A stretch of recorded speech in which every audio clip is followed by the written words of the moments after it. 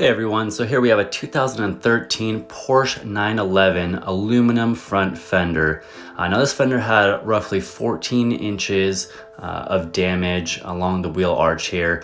As you can see, it extends over the body line, and we were able to repair this within a few hours and polish the transfer and scuffs that were on the surface of the paint. We got this client back on the road in a short time, and it was a perfect candidate for paintless dent repair. Take a look at the results and let me know what you guys think.